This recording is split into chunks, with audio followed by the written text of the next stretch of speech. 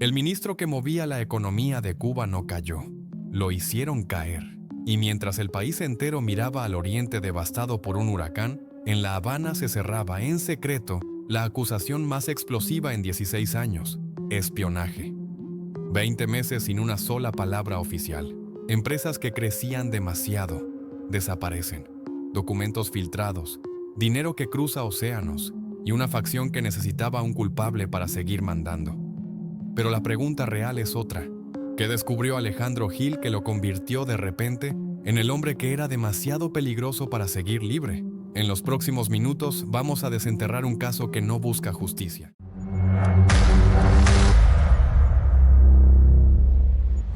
Dos términos hicieron temblar los cimientos del poder: espionaje y Alejandro Gil, el mismo funcionario que durante años fue el rostro duro, inamovible, de la economía cubana. El tecnócrata más visible, junto a Marino Murillo, en el diseño y defensa de la tarea ordenamiento, acaba de ser señalado por la Fiscalía con una serie de delitos graves, y entre ellos destaca el más incendiario: espionaje. ¿Cómo se desploma lentamente y lejos del escrutinio público el hombre que llegó a ser el zar económico de un país? Quédate, porque en los próximos minutos desmontaremos este expediente capa por capa: el rol del supuesto chivo expiatorio, la madeja de corrupción, la sombra de traición, la relación con las MIPYMES y el momento quirúrgicamente escogido para anunciarlo, justo cuando el país tenía la mirada puesta en el oriente, golpeado por el huracán Melissa. Te mostraré que está comprobado, que puede deducirse con datos y que permanece enterrado bajo la lógica del secreto de Estado.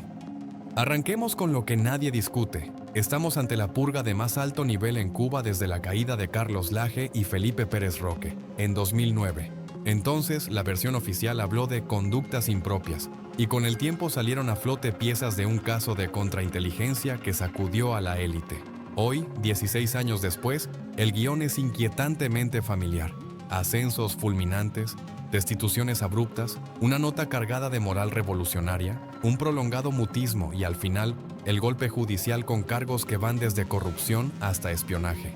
En el centro de este torbellino político aparece Alejandro Gil Fernández. ¿Quién era o es Alejandro Gil dentro del engranaje del poder? Desde 2018 dirigía el Ministerio de Economía y Planificación. En 2019 sumó el cargo de viceprimer ministro. Fue la voz omnipresente de la política económica, repetido en la mesa redonda, defendiendo con un entusiasmo casi ensayado cada meta, cada reforma, cada reajuste. Su marca más visible, para bien o para mal, fue la tarea ordenamiento, la unificación monetaria y cambiaria que arrancó en enero de 2021 prometiendo aclarar costos y ordenar precios. La vivencia real, la que tú conoces, fue otra: precios disparados, salarios devorados por la inflación, más escasez, más mercado informal, el dólar y el euro, subiendo sin freno y la sensación de caminar sobre arenas movedizas. Políticamente alguien tenía que poner la cara por ese proceso, y fue la suya.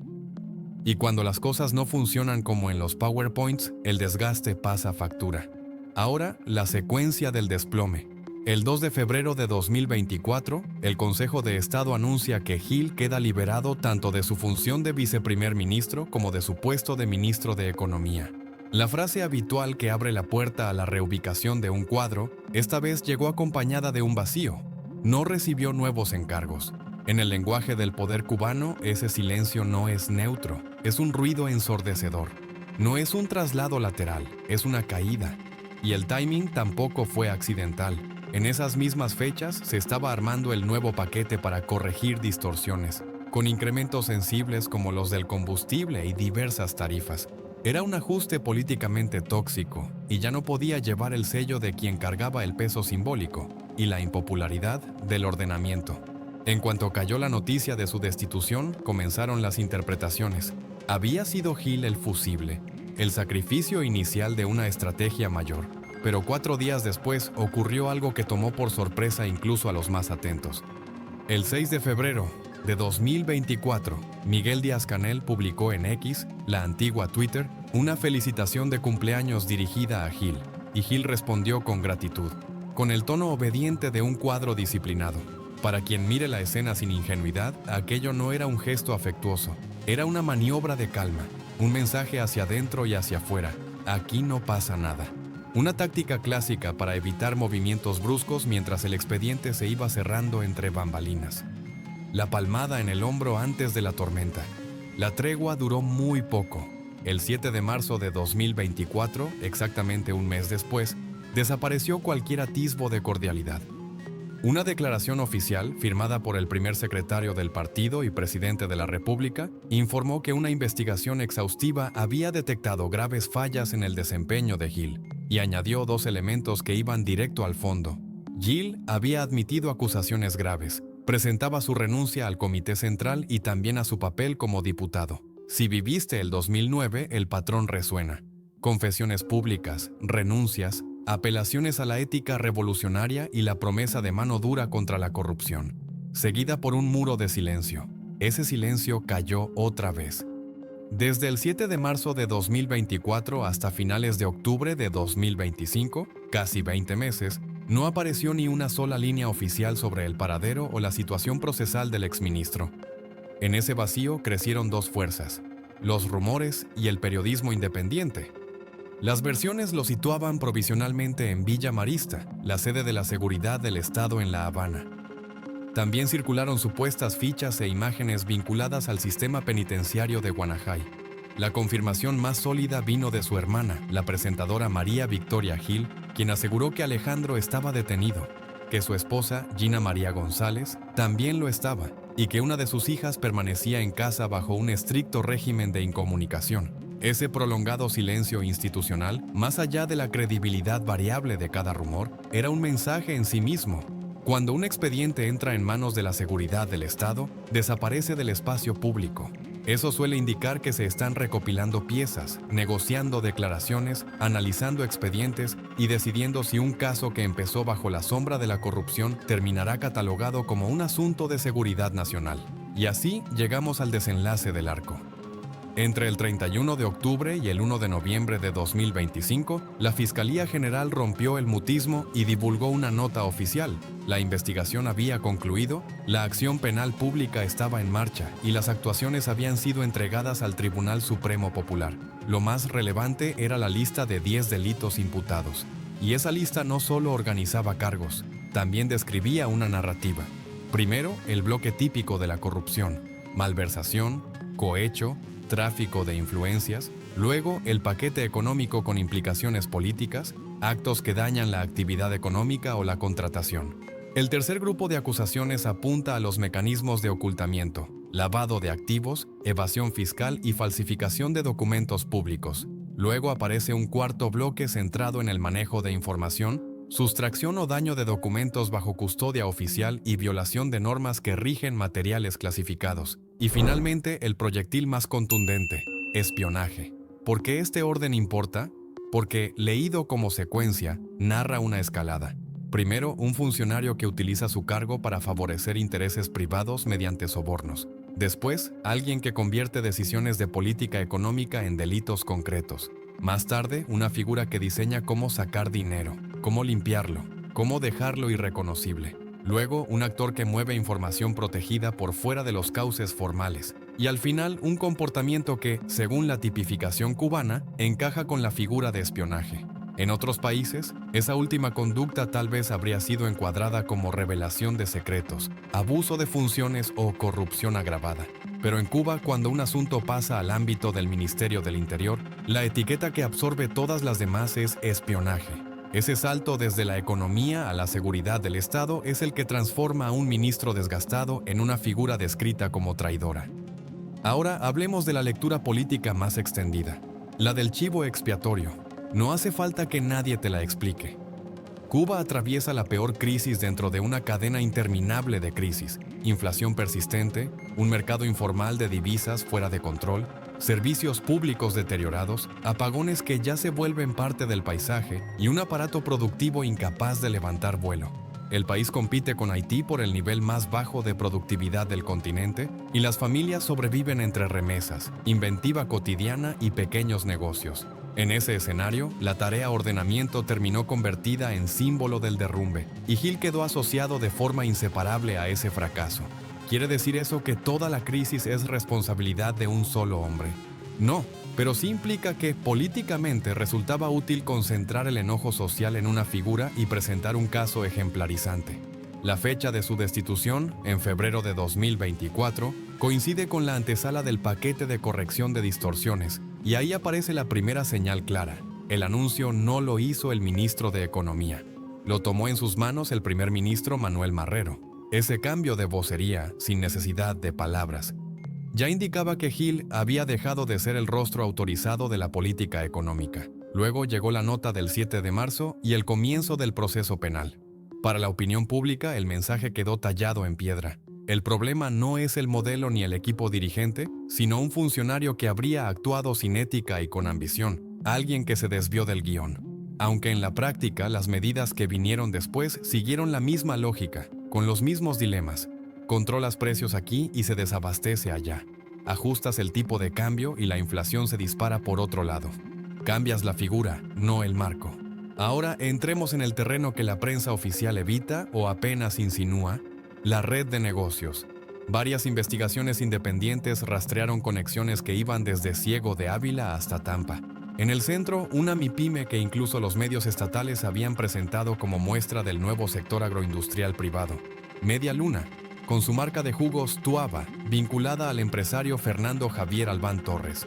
Fotografías junto a funcionarios, actos públicos, reconocimientos y un flujo visible de inversiones. En España aparecía registrada en Cantabria una sociedad llamada Otfer Global Import-Export SL vinculada a Albán. En la misma dirección figuraba otra empresa, Boix España DMDSL, utilizada para adquirir una línea industrial de procesamiento de pulpas de frutas que luego se convertiría en la pieza central del negocio en Cuba.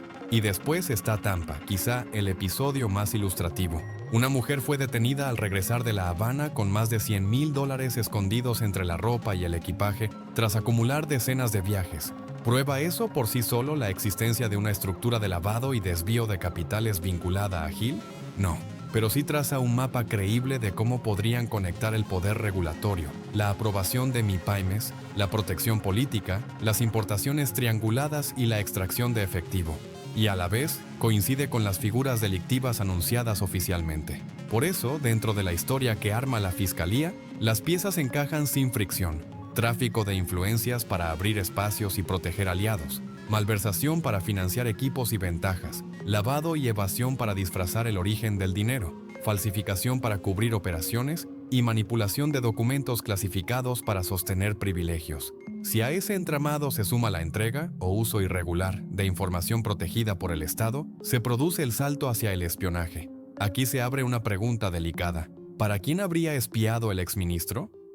Esa interrogante en Cuba casi nunca recibe respuesta oficial. Las purgas no dejan rastros tan directos, las hipótesis circulan. Algunas apuntan a los receptores tradicionales, Estados Unidos o España, reforzando el paralelismo con 2009 cuando un empresario con conexiones con el CNI español fue pieza clave en la caída de Laje y Pérez Roque. Otras teorías miran hacia acreedores o instituciones financieras internacionales, bajo la idea de que pudo filtrarse información económica sensible para renegociar deudas al margen de la línea política. Y luego está la lectura más cínica, pero también la que muchos consideran más plausible dentro de la lógica cubana: que espionaje sea simplemente la etiqueta jurídico-política para nombrar la filtración de documentos clasificados a socios privados, con el fin de darles ventaja en licitaciones, compras o decisiones del Ministerio de Economía.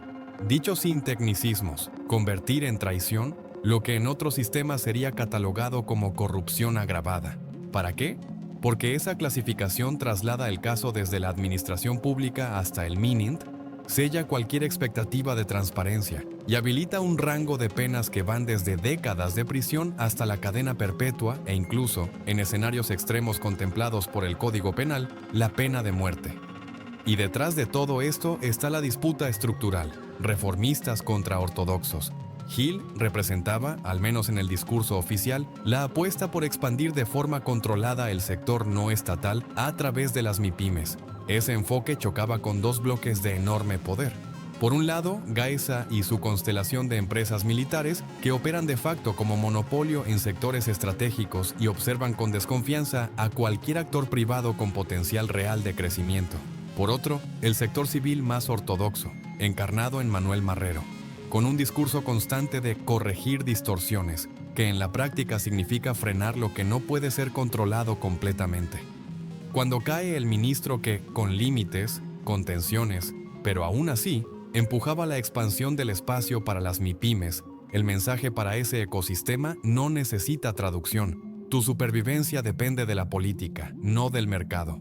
Y la política cambia de humor. Si este caso termina sirviendo para desmontar empresas que hasta ayer parecían intocables, los emprendedores reciben un recordatorio que ya circulaba en voz baja. Si no tienes padrino, no avanzas. Y si tu padrino cae, quedas desamparado.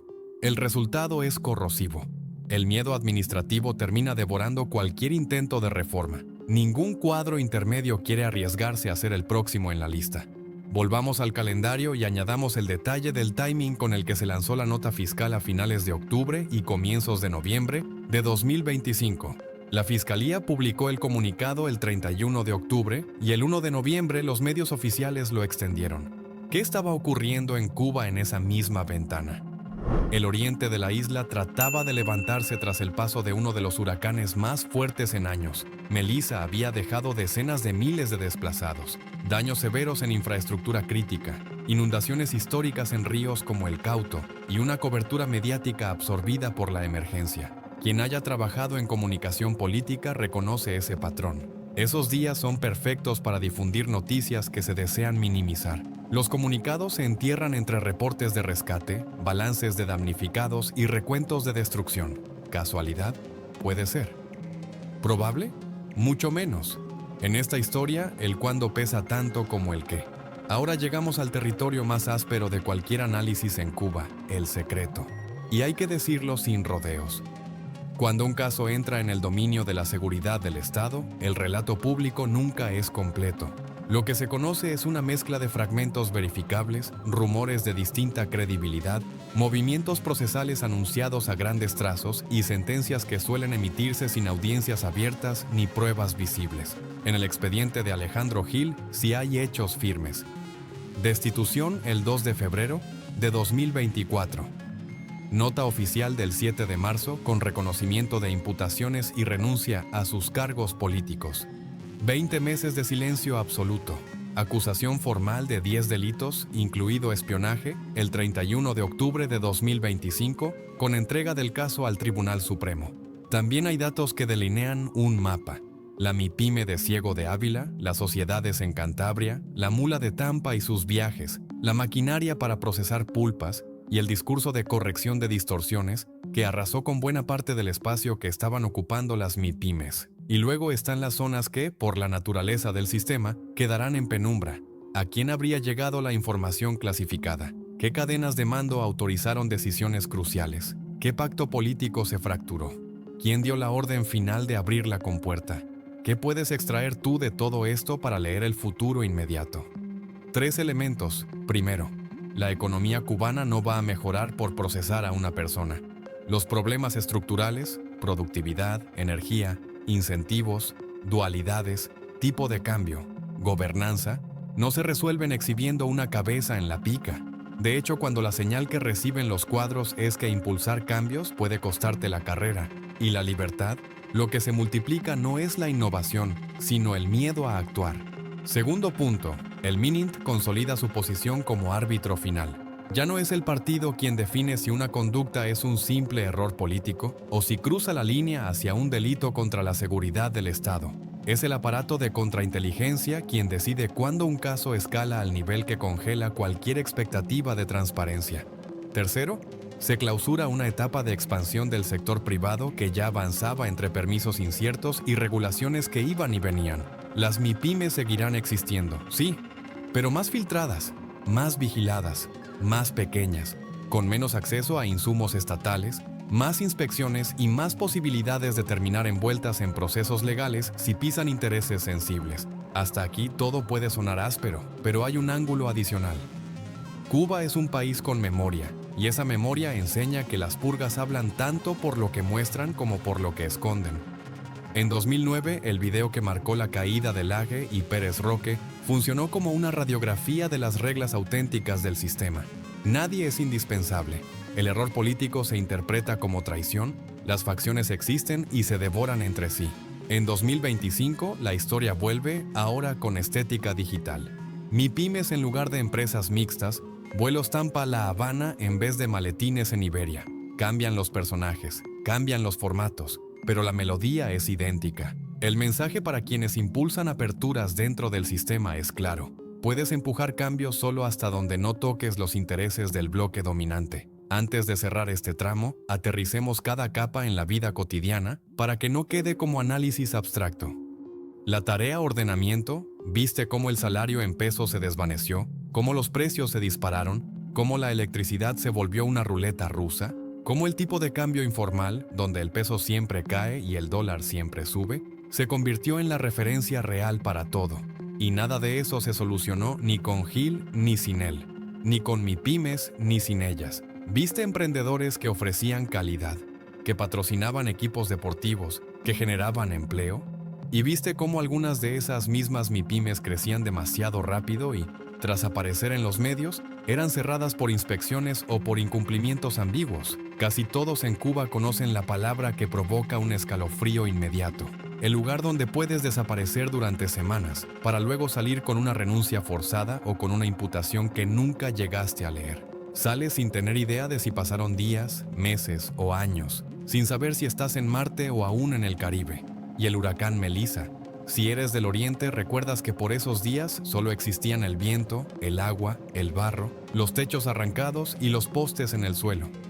Todo lo demás desapareció del radar. En esa saturación informativa, la nota de la Fiscalía destacó como un destello inesperado. Ese es el arte del timing. Miremos ahora hacia lo que viene, la sentencia. La lista de delitos que presentó la Fiscalía indica que ya no estamos ante un asunto administrativo ni exclusivamente económico, sino frente a un caso político penal de máxima sensibilidad. El rango de sanciones posibles, si los tribunales aplican la letra estricta del Código Penal, es duro. ¿Habrá juicio? Probablemente, pero no esperes cámaras ni registros públicos. ¿Veremos pruebas? Poco probable. ¿Sabremos para quién habría espiado según la acusación? Lo más seguro es que no. El propósito real de un caso como este, en su dimensión disciplinaria, no es revelar la verdad completa, sino marcar territorio, lanzar un mensaje inequívoco. Hay líneas que nadie debe atreverse a cruzar. Quiero cerrar hilando todo lo anterior en una idea central. En Cuba, las grandes purgas son el reflejo inverso de la parálisis. Cuando no existen reformas que puedan avanzar sin chocar con intereses de acero, el sistema opta por sacudir la cúpula para ganar tiempo. Hoy, el hombre que durante años defendió cifras y proyecciones se ha convertido en el emblema de una supuesta traición. ¿Y qué significa esto para ti, que vives el país desde la cola del mercado, desde el Timbiriche, desde el aula o desde un hospital? La enseñanza es doble. Por un lado, confirma que la corrupción no es una mancha aislada, sino un fenómeno que alcanza la cima, se mezcla con discursos y acompaña emprendimientos. Por el otro, te deja con la misma pregunta esencial. ¿Qué hacemos para que alcance la comida, vuelva la estabilidad eléctrica y el peso deje de sentirse como un papel sin respaldo? Si llegaste hasta este punto, gracias por pensar este tema conmigo. Si el país que imaginamos también se construye a partir de preguntas, quiero escuchar las tuyas. ¿El caso de Alejandro Gil es una depuración auténtica o una jugada para consolidar a una facción? ¿La acusación de espionaje implica un vínculo externo o es solo una etiqueta para encerrar un caso de corrupción? ¿Crees que anunciarlo en plena resaca del huracán Melissa fue casualidad? Y antes de despedirme te pido algo muy concreto. Suscríbete al canal si aún no lo has hecho. Activa las notificaciones para no perderte ningún estreno. Comparte este video en tus redes o en ese grupo de WhatsApp donde sabes que alguien va a disfrutarlo tanto como tú. Gracias por llegar hasta el final. Te invito a volver en la próxima entrega donde seguimos desenterrando lo que pocos cuentan. Hasta pronto.